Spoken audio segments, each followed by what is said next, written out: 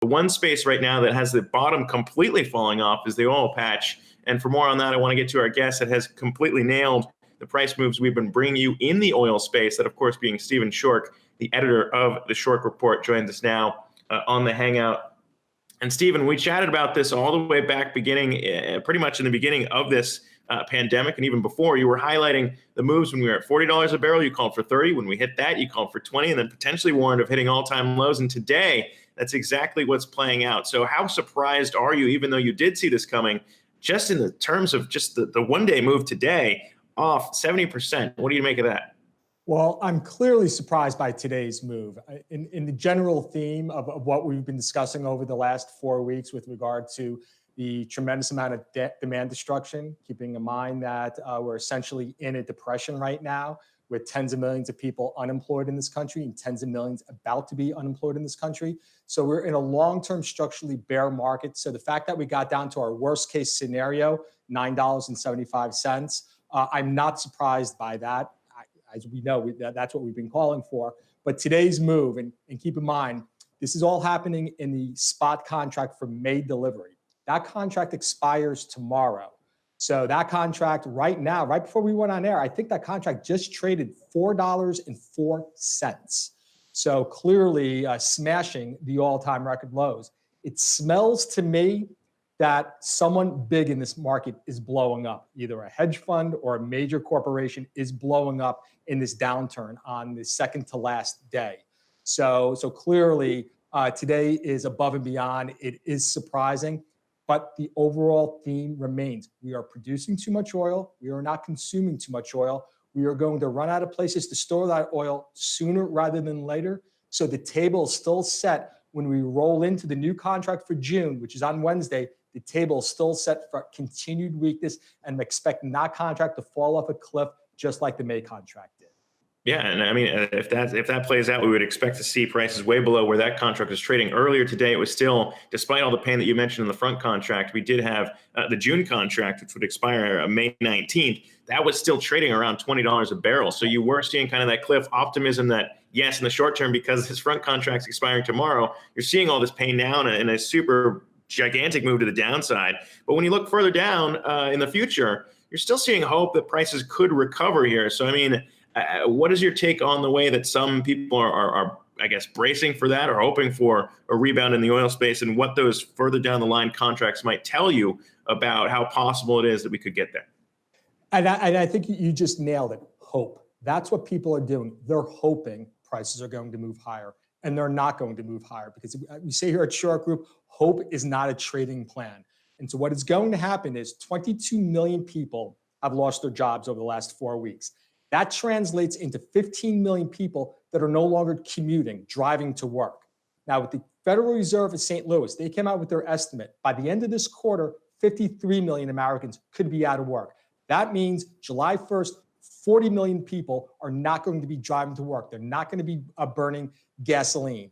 And the people that are still fortunate to have their jobs, they're going to still be working from home. So this summer demand is over before it even began. This season is dead on arrival. So clearly what we are looking at is continued demand destruction. We're not going to see enough supply deconstruction. And when we get to storage capacity maxed out, which we will be sooner rather than later, it sets the table for ongoing weakness. So there's nothing to hope about here. We are in a long-term structural bear market for oil. Yeah, and I mean, I guess if there's no room for hope, it's not. There's few ways you could read, the prints that we're getting here and assume that anything would get better. But when you look at it, I mean, we did talk before we saw this huge move down about potential plans to cut production among the big players. OPEC, of course, as you pointed out, everybody else who watches the oil space is pointing out, even though we did get those cuts agreed to, they weren't near what you would need when you think about the demand destruction that you're talking about now. So, I mean, moving forward, if we were to see maybe another round of OPEC agreements there, is there even any chance that they could agree to something to where it would stop what we're seeing play out right now? Because as we know, and we continue to see them do, they still always try and compete on price and step in on each other's markets. So what's the expectation that any sort of agreement could ever come from the OPEC plus countries to actually stop this?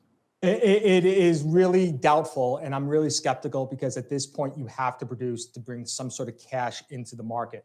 Now, there is a school of thought out there now that the Chinese have apparently started to reopen. The Chinese that brought us this little mess, they're the ones now that are starting to ramp up their factories, and they're going to be buying single-digit oil. So there is incipient demand in the market potentially coming from Asia, the world's largest, or China, the world's largest buyer of oil. So that does provide, and I really hate to use this term, but a green shoot as far as demand is going on. But let's keep in mind here that we're still in the United States. In the last 2 weeks alone, we've cut our production by 800,000 barrels a day. The market did that.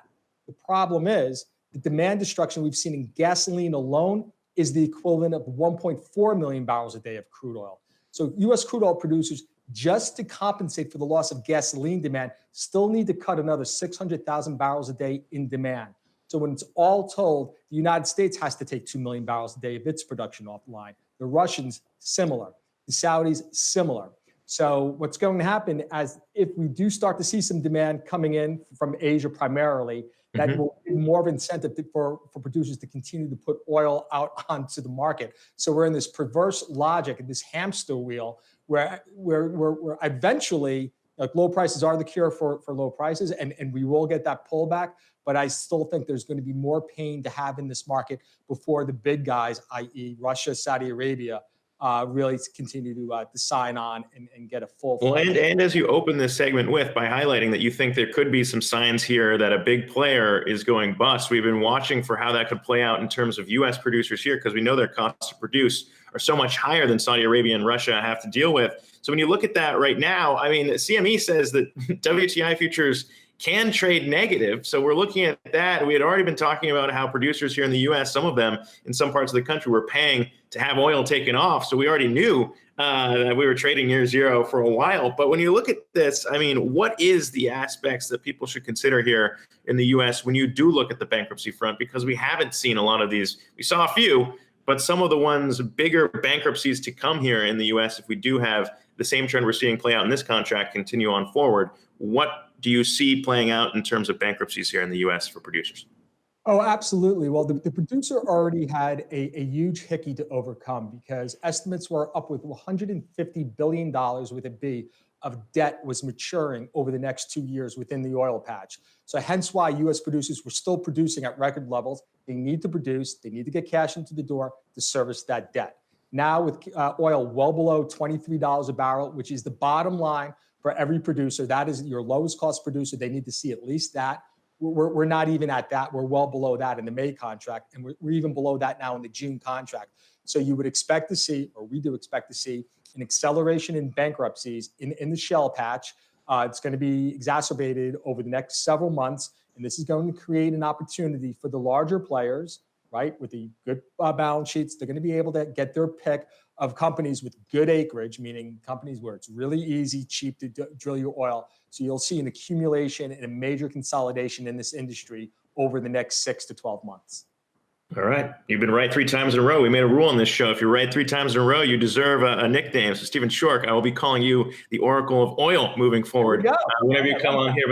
But I appreciate you joining us, taking the time to walk us through that. Stay safe, my friend. Absolutely. You too. Thank you. Hey, investors. Zack Guzman here. Are you interested in learning more about the markets and getting the latest financial news? Well, then click right here to subscribe to our Yahoo Finance YouTube channel. Get the latest up-to-the-minute market analysis, big interviews in the world of finance, and information on how to manage your money every day wherever you are.